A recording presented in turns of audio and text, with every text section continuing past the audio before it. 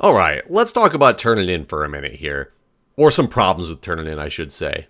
If you don't know what TurnItIn is, it's a service that's used by many colleges, high schools, etc., where the professors or teachers have the students submit their assignments through TurnItIn in order to make sure that they're not plagiarizing assignments. It pretty much takes your text and your papers and this and that and compiles them and looks at your different lines and what you've written and compares it against known literature, known books, other students' work, things like that, and gives you a similarity percentage to make sure you're not plagiarizing a paper.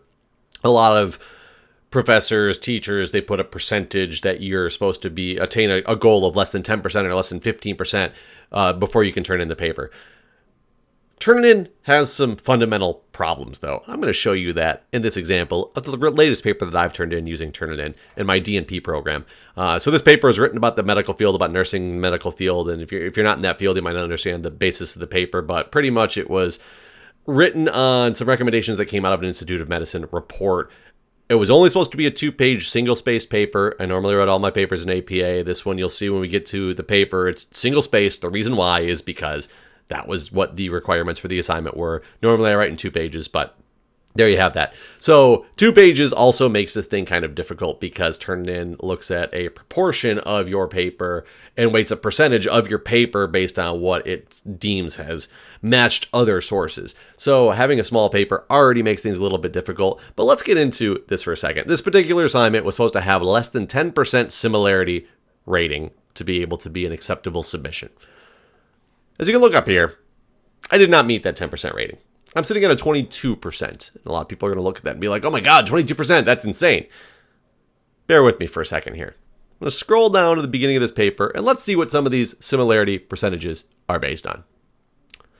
Get right here down to the first page of the actual paper. It was on one of the recommendations about nurse residency programs. In my header, as part of my running head, I used the words nurse residency program. Apparently, even though that is a common term for something that's out there in the field, that is matching similarity index to something. Nurse residency programs. Okay, it's in my header. Whatever, let's move on. What's next? Oh, the Robert Wood Johnson Foundation.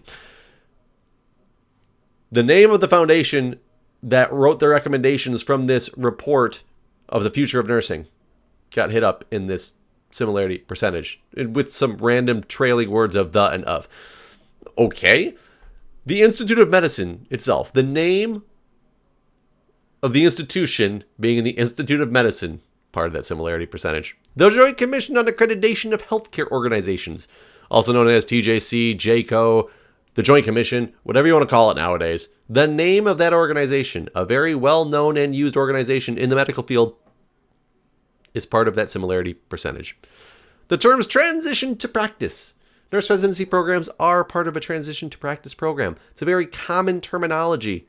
It's not something that you really change the terminology of transition to practice to something else just to write a paper, because then you're not using the common terminology anymore. But apparently that marks up as similarity percentage, as well as the National Council of the State Board of Nursing, which is the NCSBN, also another organization that is out there. But naming the organization adds to my similarity percentage mark. Okay, that's a little difficult to deal with, but it's just in my opening paragraph. It's just the names of these organizations. Why they would count toward anything, I don't know, because they're proper names of these organizations that you have to describe what they are. But okay, let's get past that for a minute. Down here, here's a chunk of my similarity percentage is actually 4%. It's a direct quote. Okay, I understand how a direct quote can match similarity. I get it. I try to avoid direct quotes in most of my papers. It's the only one that I used in this particular paper. I cited it appropriately. I said where I got it from, the year, what paragraph it came from, because it was from an internet site, not from a journal or anything. So I even put the paragraph in there. It is cited appropriately. I'm giving credit where credit's due. I'm not taking this as my own information. I understand, however, how that can be counted towards similarity. This is 4% of this paper. If you look over at the side column for which one it is, this is 4%. I can accept that. It's supposed to be less than 10%. I can accept that 4%. Now let's scroll down here. Remember, it's only a 2-page single-space paper. This basically starts the main part of the paper where that first paragraph that had a lot of that similarity was pretty much the introduction for what I was talking about, which is where I had to name all those organizations. Main part of the paper, I have that one quote, and then boom, this is the end of the paper, right there up to the conclusion. Nothing. I can write a paper without plagiarizing. Nothing in there. Seems good, right? But let's go on to my references page. Look at this mess. The references page is the most substantial part of my similarity score. My similarity percentage, the bulk of it comes from my references page. Yes, it's a lot of references I used. As you can see, a lot of references. Yes, I did use all these references within this 2-page paper. It was a very information-heavy paper, and I have to cite my sources and give credit where credit is due. It's exactly what a references page is for. The Institute of Medicine, the Future of Nursing, Leading Change, Advancing Health Report, Recommendations. This specific report recommendations that this whole paper was based on reading and discussing is referenced here because that is what I used for this paper. But apparently using the reference is quote-unquote plagiarizing. It adds to the similarity score nonetheless. It adds to this 22% as well as the Institute of Medicine website itself. That's a different paper on the Institute of Medicine. This is the Joint Commission's website.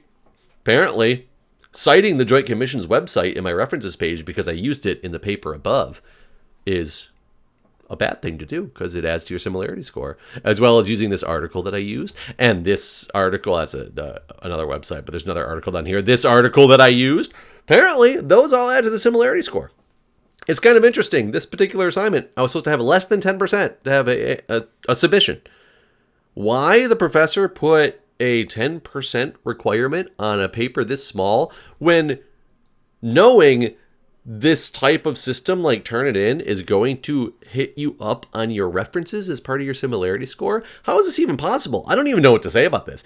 I don't know how to go correct this paper. I don't know how to fix this paper. I actually can't fix this paper. The only thing I could fix, I could change this direct quote. I could change the direct quote and make it into my own words, which is what I did with most of the rest of the other paper. I try to avoid direct quotes because you're really supposed to be able to rephrase things in your own words and then give credit to the place where you got that information from. I felt that quote was important enough that it needed to be a direct quote. I can change that if I have to, but that's only going to fix 4% of my paper. This is my references page. Can you believe this? This is what we deal with now when we turn in papers. And it gets worse and worse every year because not only does it compare this stuff against literature and books, it compares it against other student submissions from any schools that are connected to Turnitin.